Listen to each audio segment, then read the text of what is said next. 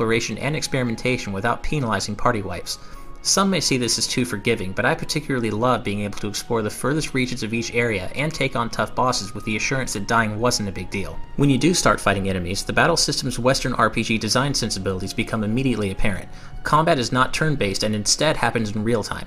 You have full control over your character's movement at all times, and when you target an enemy, your character automatically attacks them at regular intervals provided they remain in range. These auto attacks generally don't do much damage though, which is where arts come in. Arts are special attacks unique to each character that gain bonus effects and deal more damage depending on when and where you use them. Shulk's backslash, for example, inflicts a lot more damage when he's positioned behind an enemy, while his slit edge will reduce an enemy's physical defense, but only when used from the side.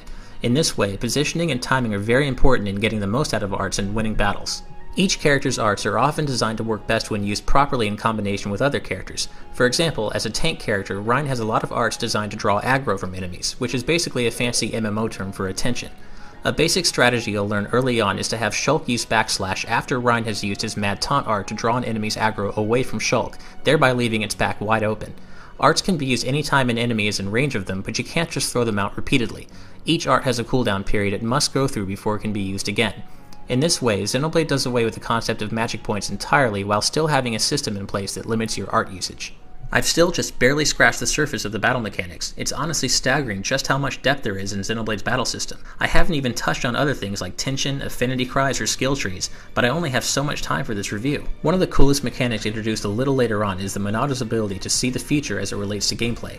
When facing bosses and tough enemies, you'll sometimes get a vision of the future in which the enemy lays waste to a character or the entire party with a devastating super attack. You then get a short amount of time to organize your efforts and do whatever is necessary to prevent that attack from being carried out, thereby changing the future. It's dramatic, looks really cool, and is a fine example of how Xenoblade is very good at marrying its story and world concepts with its gameplay. Fortunately, even though you only have direct control over the party leader while the game controls your fellow party members, your AI-controlled teammates are surprisingly efficient, using the appropriate arts depending on the situation at hand and generally making you feel well supported. The lone exception is the game's magic-based character. The AI is so bad at controlling her that if you're going to use her at all, you basically have to make her the party leader and control her yourself. This is basically my only real complaint about the battle system, though I will point out that overall there's a lot to keep track of in Xenoblade's battles, and the harder ones can get chaotic very quickly, with lots of things happening at once and seemingly at random until you put in the time and effort to figure everything out. Xenoblade's battles demand a lot from the player, maybe too much at times, but fortunately, good old-fashioned grinding can often see you through tough battles if you just can't seem to master the battle system. Outside of battle, there's a ridiculous amount of things to do and see apart from advancing the story, and Xenoblade is happy to reward you for doing them while also making it as convenient as possible. Simply exploring the game's massive environments often rewards your party with experience bonuses as you discover landmarks and hidden areas, and it's fun to see your levels and stats grow simply for venturing off the main story path and exploring a little.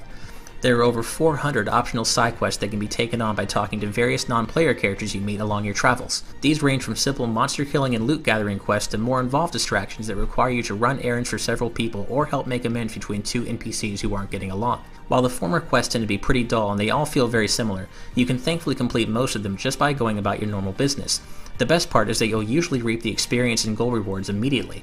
The vast majority of Xenoblade's quests don't require you to return to the quest giver to complete them. Those that do are made enormously convenient thanks to skip travel, which lets you warp instantaneously between many landmarks across Xenoblade's massive game world. This makes the frequent backtracking you'll have to do for side quests incredibly painless, fast, and enjoyable. Furthering this trend of player convenience and empowerment is the fact that you have full control over the game's day-night cycle. NPCs will go about their daily routines independently of your actions, and certain monsters only appear at specific